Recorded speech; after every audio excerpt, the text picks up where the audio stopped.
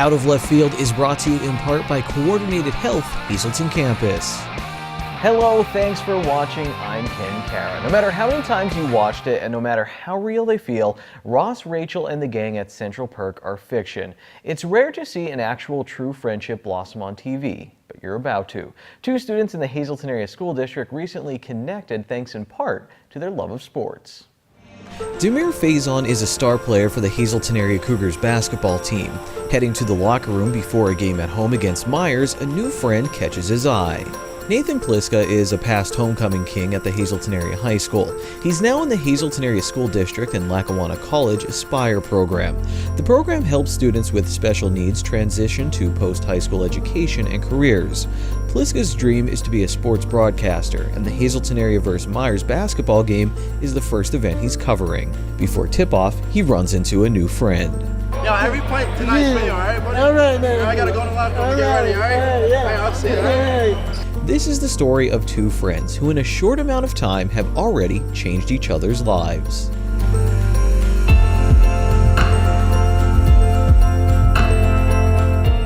You're witnessing the start of a friendship. Nathan Pliska helped make ornaments for this tree with some of his classmates in the Aspire program. One of the organizers of this event asked Da'mir Faison if he would like to come to the celebration with the special needs students at the Hazleton Area Career Center. It's important for me to be here today, especially because a lot of these kids, some people in the school, they like overlook them and they'll walk down the halls and they'll just ignore them. But like me, if I see a guy or if I see one of them that might even know me, then I'll make it my business to walk over and say hi, shake his hand. Like today I met a kid and he really loves sports, so I told him that it was a fact that I would get him one of my practice jerseys from a past year, and I'm gonna make sure I do that this year.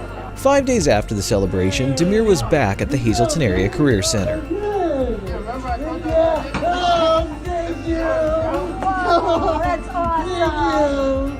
I actually met him this year because when we were doing that Christmas tree thing, I was paired up with him, and he said he would get me this, and I didn't think he would actually get it for me right away.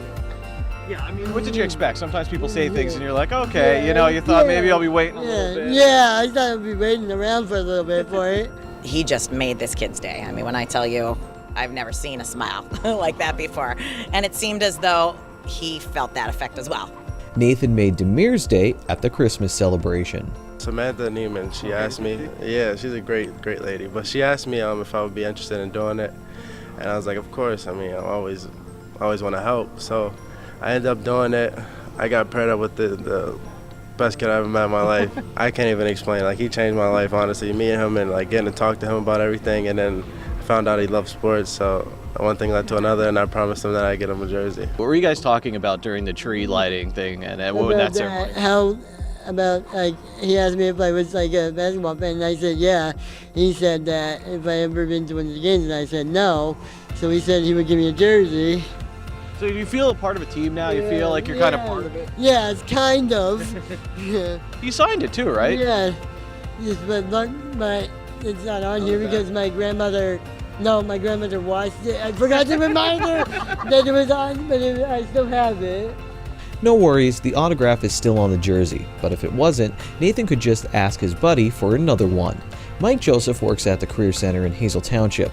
He's also the head coach of the Cougar basketball team, so he's got to know both Nathan and Da'mir pretty well. Da'mir off the court seems like he's really invested in the school community. Yeah, I mean, he's got a really good personality. Yeah, that's right. When he's smiling is when he's at his best, either on the floor or off the floor. And, it's genuine, and, he likes little kids, and, Nathan is somebody, that he kind of made a connection with there. I've known Nathan for a few years. Has been in my building at the Career Center for the last several years. He loves sports, beyond what you could imagine. He loves the Eagles. He loves Penn State, and he loves the idea of having a chance to not just to watch sports, but to meet somebody like Da'mir or other players in our program. And it was neat to see kind of the little connection and bond that they made. And he had his jersey on the other day in school, the day you came to interview him, and he was all smiles. He's just a great kid who you would never know he's had to deal with all of his life, you know, the things that he has to because of his, you know, his disability. But he's always smiling. He has a great personality, and I think that's probably why, you know, they kind of connected and bonded. Basketball has been a big part of the Hazleton area for years. A lot of kids spend their time dribbling around local playgrounds, looking up to the players making headlines for the local high school team. Yeah, I mean, it means a lot. A lot of people looking up to me like this. Yeah. After games, you know, people coming up to me asking for pictures. It's like, I would have never expected to be like this. Like, honestly, I just started playing basketball when I was in like 7th grade, let alone to be here. People wanting to take pictures and talk to me, autographs and all that. I mean, it's amazing. It's a blessing. You can't take stuff like this for granted. Like, it's just, I'm just blessed to honestly have the opportunity to meet so many amazing people that are a fan of my game. Da'mir has committed to play basketball at the New Jersey Institute of Technology, a Division I program. Nathan is working on a dream of his own. I would really want to be a sports broadcaster. Do you really? Yes, Why is that? because I always loved sports and I loved sports all my life, and I just think that would be really cool. Do you watch sports on Yeah, TV and that? all the time. All the time, yes. What sport? I mean, you're watching the Eagles. Yeah, oh yeah. Do you watch the sportscasters and see maybe what they're doing? maybe, yeah. I always do. I always like focus on. Sometimes I focus on them, like, so I can know like what to do and stuff. That's pretty cool. So do you want to do like this, like tell the stories, or do you want to be at the games and do like play-by-play? I don't. Probably both. Do both? Both, yeah. Is there a sport you wouldn't do? No. I mean. During his first assignment, Nathan learned the camera pretty quick. He even recorded this dunk from Da'mir. After the Cougars' victory over Myers, he had some connections for post-game interviews. It started off slow in the first half, Yeah. but we started picking up in the second half when we got under pressure. Guys started to hit shots, the ball started moving, so I'm just glad we got the win. How do you feel about the dunk? I mean, it's always good to get a dunk in front of the crowd. I know you like it. Yeah, I know you like it. So, yeah. I mean, it got us going a little Good, bit more too. yeah. Yeah. After Nathan's interviews, I asked Da'mir what it was like having his friend at the game. I mean, before the game, I told him that every point was for him, and I'm glad I could go out and do what I did tonight. Because if I didn't, I would have felt, I don't even know. But I'm just glad I did everything for him tonight. Yeah. I told him too. I said I think Damir's on like a 7-0 run in this first quarter. So you thinking of him during the game? Yeah, I had to. I mean, you can't tell him that. I can't tell you that. Every point's for you, and then I'm not scoring like that. So. After Da'mir graduates, the friends will go their separate ways, but something tells me they'll stay in touch. How cool would it be as you keep moving on in your basketball career and one day, you know, you're having all this success and you get a request from a reporter and it's Nathan? That'd be amazing. I'll do that story in a second. You'd be the first person you talk to? Yeah, and no question. Next, pull up a chair at the annual Thanksmas meal at the Hazleton One Community Center with Chicago Cubs manager Joe Maddon.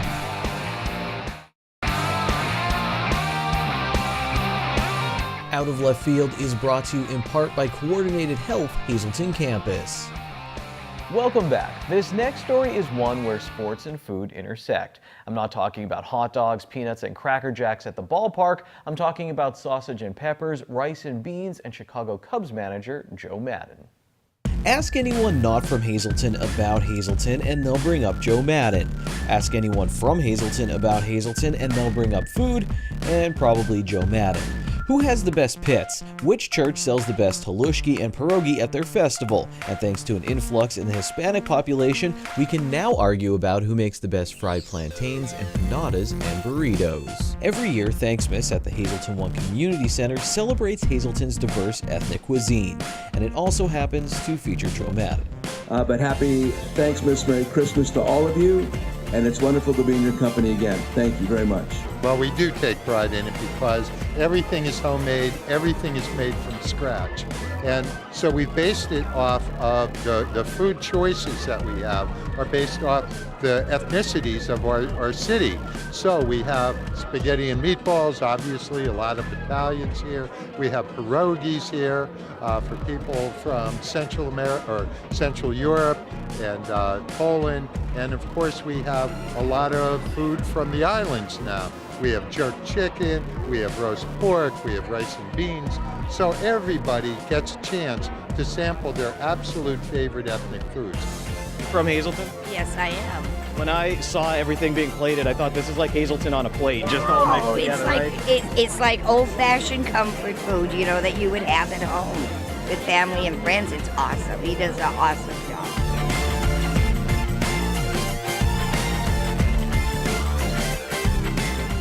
There are 3 Thanksmas meals, one in Tampa Bay, Florida, where Joe Maddon started his major league career as a manager, one in Chicago, Illinois, where he is currently a manager, and one in Hazleton, Pennsylvania, where Joe used to ride his bike to all the different ethnic neighborhoods to play sports. And again, for those that don't understand, diversity back in the day was the south side of town, there was Irish.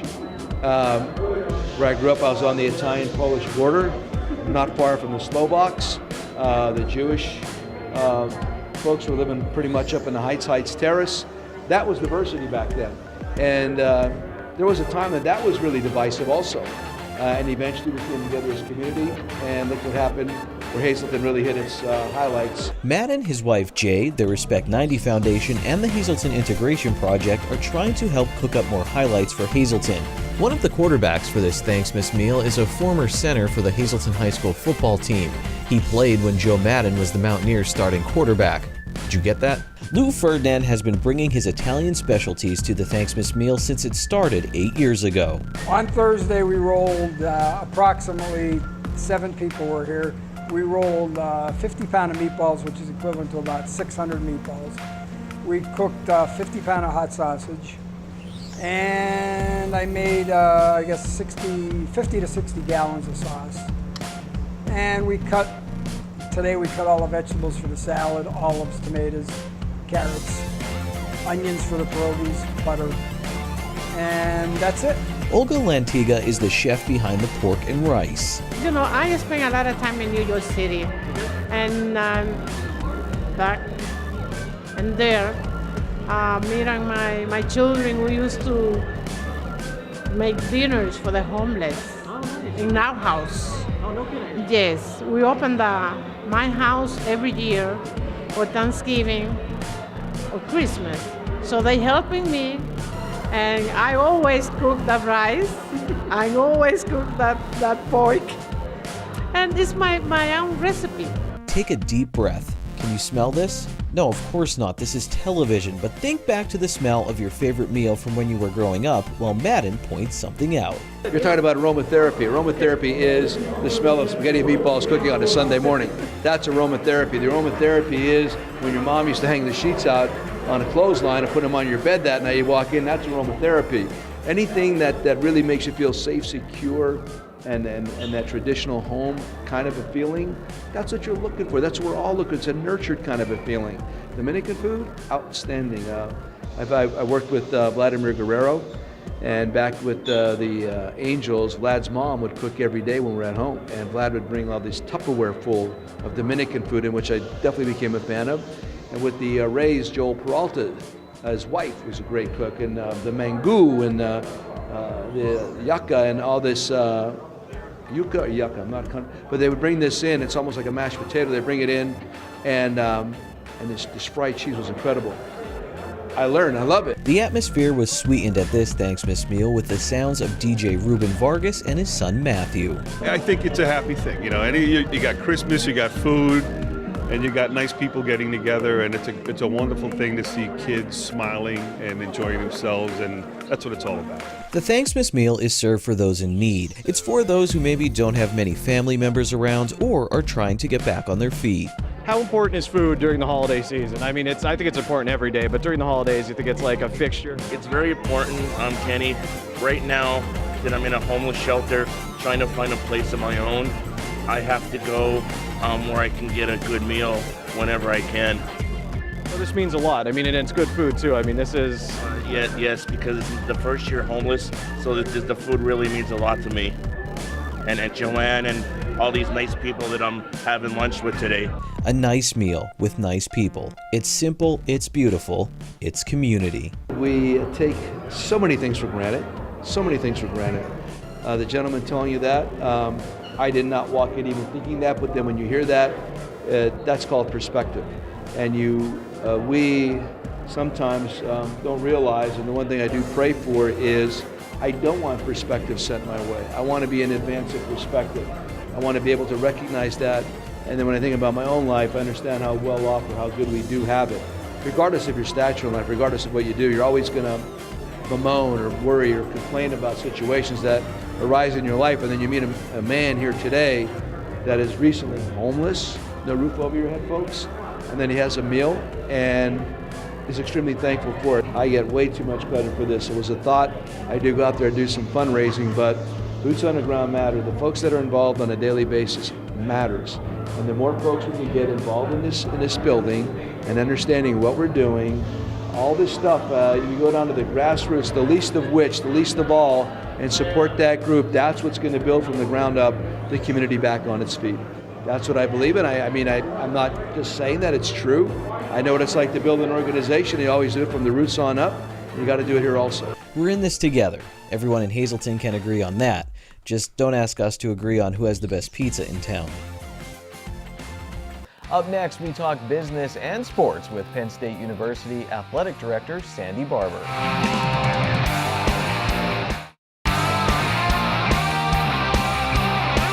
Out of Left Field is brought to you in part by Coordinated Health Hazleton Campus. Hello again, thanks for coming back to Out of Left Field. Before talking with Sandy Barbour, Penn State's athletic director, I printed out pages and pages of figures from the U.S. Department of Education on the finances of Penn State's athletic program. After reviewing it, I can tell you Penn State athletics makes and spends a lot of money. Sandy Barbour has a much more interesting and educated take on all of this. My job today is to introduce our keynote speaker, Sandy Barbour, Penn State's Director of Athletics. The National Association of Collegiate Directors of Athletics honored Sandy in 2017 with its Athletic Director of the Year award. Forbes has recognized Sandy twice in recent years as one of America's top sports executives. In April of 2018, Sandy was ranked 13 among the most powerful women in U.S. sports. And I just want to say on a personal note that, and I will tell you that Sandy is a wonderful colleague. She's generous, she's thoughtful and insightful, and above all, she is an advocate for our great university and a champion of achieving academic success for all of its students. I asked Sandy to join us at the podium, and thank you so much. It's wonderful to see all of you.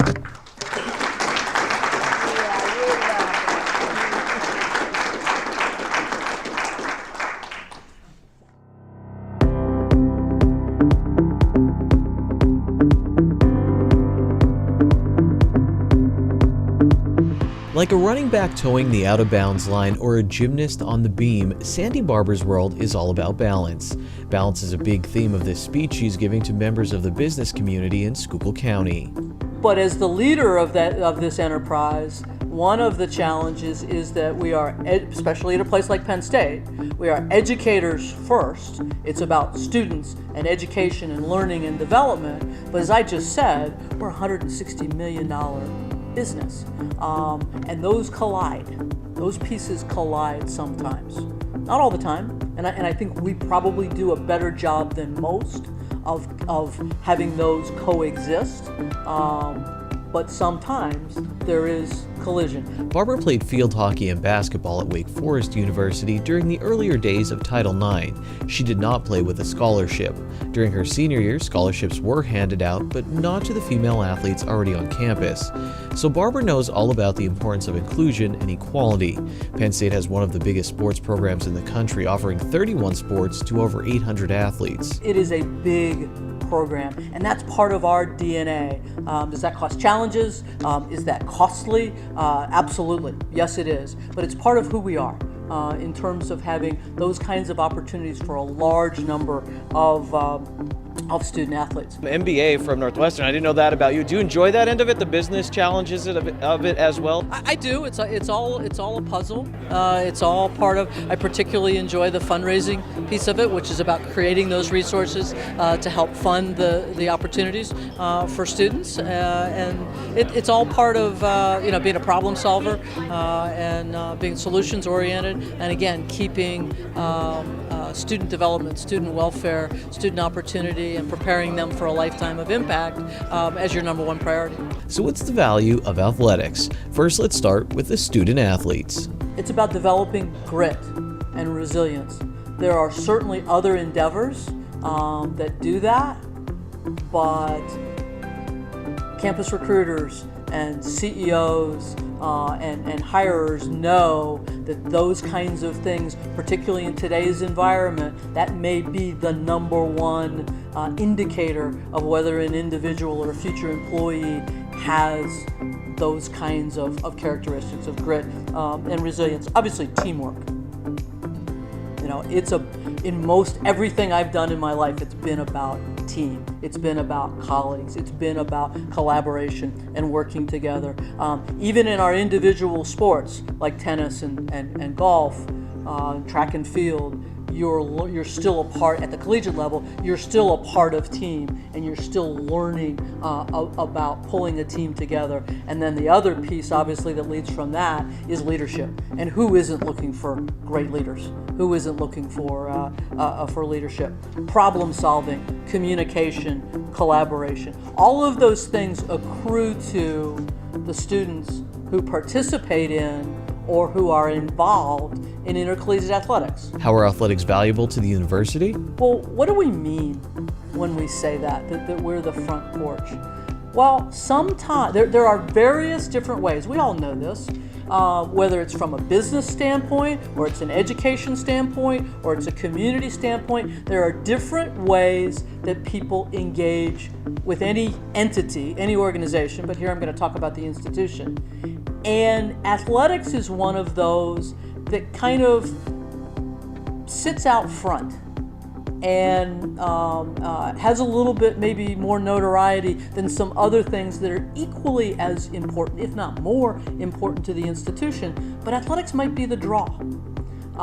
And what we hope, and I've learned this through a few experiences, some at Penn State, some at other places, that sometimes intercollegiate athletics can be the flashy, ooh, ooh, ooh, we're right here, that gets somebody on campus, maybe gets them to make a first philanthropic gift, and then once they're connected through that, then you have the opportunity to engage them about more of campus. In early January of 2019, Clemson University and the University of Alabama met in the College Football National Championship game. It was a massive moment for the players, the coaches, and their entire institutions.